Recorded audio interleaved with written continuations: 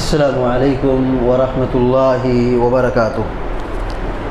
الحمد للہ رب العالمین والعاقبۃ للمتقین والصلاة والسلام علی اشرف الانبیاء والمرسلین نبینا محمد وعلی آلہ وصحبہ اجمعین وبعد۔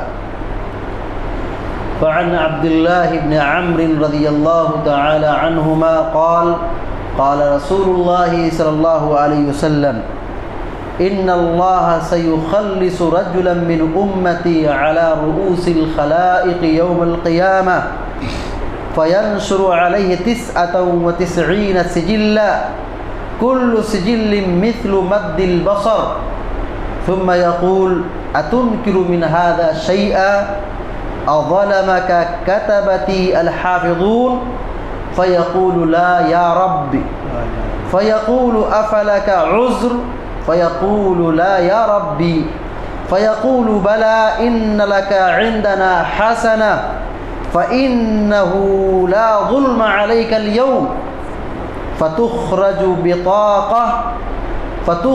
بطاقة فيها أشهد أن لا إله إلا الله وأشهد أن محمدا عبده ورسوله فيقول احذر وزنك فيقول يا رب ما هذه البطاقة مع هذه السجلات فقال إنك لا تظلم قال صلى الله عليه وسلم فتوضع السجلات في كفة والبطاقة في كفة فطاشت السجلات وثقلت البطاقة فلا يثقل مع الله تعالى شيء رواہ الترمذی وابن ماجہ وصححہ الالبانی رحمہ اللہ۔ ایک لمبی روایت سنن ترمذی اور ابن ماجہ کی پڑھی گئی ہے جس کو اہل علم نے شیخ البانی رحمہ اللہ نے صحیح قرار دیا ہے۔ حضرت عبداللہ بن عمرو بن عاص رضی اللہ تعالی عنہ حدیث کے راوی ہیں، وہ بیان کرتے ہیں کہ اللہ کے رسول صلی اللہ علیہ وسلم نے فرمایا ان اللہ سیخلص رجلا من امتی علی رؤوس الخلائق یوم القیامہ، کہ اللہ تبارک و تعالی کل قیامت کے دن اپنے میری امت کے لوگوں میں سے ایک شخص کو چھانٹے گا، نکالے گا، الگ کرے گا۔ کون وہ شخص ہوگا جس کو اللہ تبارک و تعالی اس امت میں سے الگ کرے گا؟ فَيَنْشُرُ عَلَيْهِ 99 سِجِلًّا، جب اس آدمی کو الگ کیا جائے گا اس کے 99 رجسٹر ہوں گے، نام اعمال 99 رجسٹر، کل سجل مثل مد البصر، اور ایک رجسٹر اتنا لمبا چوڑا کہ جہاں تک آدمی کی نگاہ جاتی ہے، تا حد نگاہ اتنا بڑا لمبا چوڑا رجسٹر ہے ایک رجسٹر۔ ویسے ہی 99 رجسٹر اس کے پاس ہوں گے،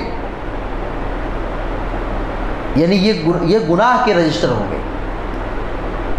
ثم يقول أتنكر من هذا شيئا، اللہ تبارک و تعالیٰ کہے گا اے بندے بتا کیا تو ان اعمال کا انکار کرتا ہے، ان برائیوں کا تو انکار کر رہا ہے؟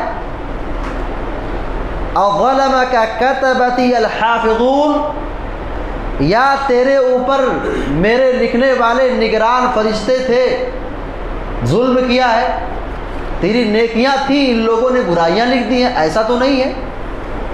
فیقول لا یا ربی، بندہ کہے کہ نہیں میرے رب ایسا نہیں ہے، تیرے فرشتوں نے لکھنے والوں نے کچھ غلطی نہیں کی ہے، یہ سب میرے ہی گناہ ہیں۔ فیقول افلک عذر، اللہ رب العالمین پوچھے گا کیا تمہارے پاس کوئی عذر ہے، کچھ کہنا چاہتے ہو؟ فیقول لا یا ربی، بندہ کہے گا نہیں میرے پاس کوئی عذر نہیں ہے، یہ جو 99 رجسٹر ہے گناہوں کے یہ حقیقت میں میرے گناہ ہیں۔ فیقول بلا ان لک عندنا حسنہ، تو اللہ رب العالمین کہے گا گھبراؤ نہیں، ہمارے پاس تمہاری ایک نیکی ہے. وہ بندہ کیسا ہوگا؟ خوف زدہ ہوگا، ڈرا ہوگا، اپنے 99 رجسٹر گناہوں کو دیکھ کر کے ہکا بکا ہوگا.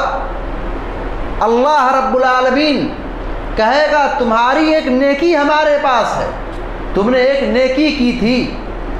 فَإِنَّهُ لَا ظُلْمَ عَلَيْكَ الْيَوْمِ، اور آج کے دن تم پر کوئی ظلم نہیں کیا جائے گا. تمہارے پاس ایک نیکی ہے، اس نیکی کا تم کو بدلہ ملے گا. فَتُخْرَجُ بِطَاقَةٌ فِيهَا أَشْهَدُ أَن لَا إِلَهَ إِلَّا اللَّهُ، تو ایک ورقہ نکالا، ایک کارڈ، ایک ورق نکالا جائے گا، جس کارڈ پر، جس ورق پر یہ لکھا ہوگا اشہد ان لا الہ الا اللہ واشہد ان محمدًا عبدہ ورسولہ، میں گواہی دیتا ہوں کہ اللہ رب العالمین کے علاوہ کوئی معبود برحق نہیں، اور میں گواہی دیتا ہوں کہ محمد صلی اللہ علیہ وسلم اللہ کے بندے اور اس کے رسول ہیں. اس کے پاس گناہوں کے 99 رجسٹر ہیں، لیکن عقیدہ بہت اچھا تھا. عقیدہ تھا، ایمان کی دولت تھی. اللہ رب العالمین اس ایمان اور عقیدے کی بنیاد پر اس آدمی کے ساتھ انصاف کرے گا. کیسے فیصلہ ہوگا؟ فَيَقُولُ اُحْضُرْ وَزْنَكَ، کہا جائے گا کہ اس کا نامہ اعمال تولا جائے، یعنی جو اس کی ایک نیکی ہے، جو ایک کارڈ پہ لا الہ اشہد ان لا الہ الا اللہ کلمہ توحید لکھا ہوا ہے، اس کو رکھا جائے. تو بندہ کہے گا یا ربی ما هذه البطاقہ ما هذه السجلات، اے رب العالمین اس ورقے کا کیا وزن ہوگا، اس چھوٹے سے ٹکڑے کا کیا وزن ہوگا، جبکہ اس کے مد مقابل 99 رجسٹر بڑے بڑے ہیں. اس کی کیا حیثیت ہے، اس کا کیا وزن ہوگا، اس کو تولا جائے. فقال انک لا تظلم، تو اللہ رب العالمین کہے گا گھبراؤ مت، تم پر ظلم نہیں کیا جائے گا، تم پر ظلم نہیں کیا جائے گا. قیامت کا دن یہ وہ دن ہوگا جہاں انصاف ہوگا. آج دنیا کے اندر ہر مضبوط اور طاقتور اپنے کمزور کو کھاتا ہے، کمزوروں پر ظلم ڈھاتا ہے. بڑے سے بڑے لوگ، کرسی پر بیٹھے لوگ، عہدے پر بیٹھے ہوئے لوگ، بڑے سے بڑے لوگ بڑے خطرناک گناہ کرتے ہیں، بہت ناانصافی کرتے ہیں، ظلم ڈھاتے ہیں، مگر اللہ رب العالمین جو بادشاہوں کا بادشاہ ہے، قیامت کا دن ہوگا وہ انصاف کا دن ہوگا. اللہ رب العالمین تمام لوگوں کے درمیان انصاف کرے گا. بہرحال اس کارڈ کو رکھا جائے گا، نام اعمال کو تولا جائے گا، میزان پہ رکھا جائے گا. کہتے ہیں فَتُوضَعُ السِّجِلَّاتُ فِي كِفَّةٍ، میزان کے ایک پلڑے میں یہ 99 رجسٹر رکھے جائیں گے. وَالْبِطَاقَةُ فِي كِفَّةٍ، اور دوسرے پلڑے میں یہ بطاقہ رکھا جائے گا، کارڈ رکھا جائے گا، وہ ایک ورقہ رکھا جائے گا جس میں کلمہ توحید ہوگا. فَطَاشَتِ السِّجِلَّاتُ وَثَقُلَتِ الْبِطَاقَةُ، یہ جو 99 رجسٹر ہیں یہ ہلکے پڑ جائیں گے، اور جو ایک ورقہ ہوگا توحید، جس میں توحید جس پر لکھا ہوگا وہ بھاری پڑ جائے گا، وزندار ہو جائے گا، وزنی ہو جائے گا. فلا يثقل مع اسم اللہ شیء، اللہ کے نام کے ساتھ کوئی چیز وزندار نہیں ہوتی. کلمہ توحید کی اہمیت، کلمہ توحید کا مقام، کلمہ لا الہ الا اللہ یہ جنت کی کنجی ہے. کلمہ توحید یہ جنت کی کنجی ہے، جنت کی چابی ہے. جس نے کلمہ پڑھ لیا، توحید کا اقرار کر لیا، ایمان لایا اور اسی ایمان پر وہ ڈٹا رہا، ایمان پر ثبات قدمی اختیار کی، اور ایمان ہی کی حالت میں وہ دنیا سے رخصت ہوگا تو وہ جنت میں داخل ہوگا. من قال لا الہ الا اللہ دخل الجنہ، جو اللہ کی وحدانیت کی گواہی دے، ایک اللہ کو رب مانے اسی کی عبادت کرے، اس کے ساتھ کسی کو شریک نہ ٹھہرائے، جنتی آدمی۔ من کان آخر کلامہ لا الہ الا اللہ دخل الجنہ، کہ جس آدمی کی موت کلمہ توحید پر ہو، یعنی مرتے وقت اسے کلمہ کی تلقین کی گئی اور اس نے کلمہ پڑھ لیا، پیارے نبی صلی اللہ علیہ وسلم کہتے ہیں یہ سعادت کی موت ہے، جنت میں داخل ہوگا۔ 99 رجسٹر گناہوں کے ایک طرف میزان کے پلڑے میں، ایک پلڑے میں رکھا گیا اور ایک ورقہ توحید کا رکھا گیا۔ اللہ رب العالمین کی توحید، اللہ رب العالمین کی توحید تمام گناہوں پر بھاری ہو گئی، اللہ نے اس کو معاف کر دیا۔ یہ اللہ تعالیٰ کی رحمت ہے۔ ہم اللہ تعالیٰ کی رحمت کو پہچانیں، اللہ رب العالمین کی عظمت کو جانیں کہ بندے کے پاس ہزاروں قسم کے گناہ ہیں، 99 رجسٹر بھرے پڑے، تو ایک نیکی ہے، اللہ نے معاف کر دیا۔ اور یہاں صورتحال کیا ہے؟ زندگی بھر آدمی نیکی کرے، اچھا کرے، اچھا کرے، اچھا کرے، ایک بات آئی بس تعلقات خراب، فلاں ایسا ہے، برا آدمی ہے، ایک بات ہوئی رشتہ منقطع ہو گیا، ہم نے چھوڑ دیا اس کے خلاف غیبت، چغل خوری، بہتان، برائی، بس بیان کرتے پھرتے رہتے۔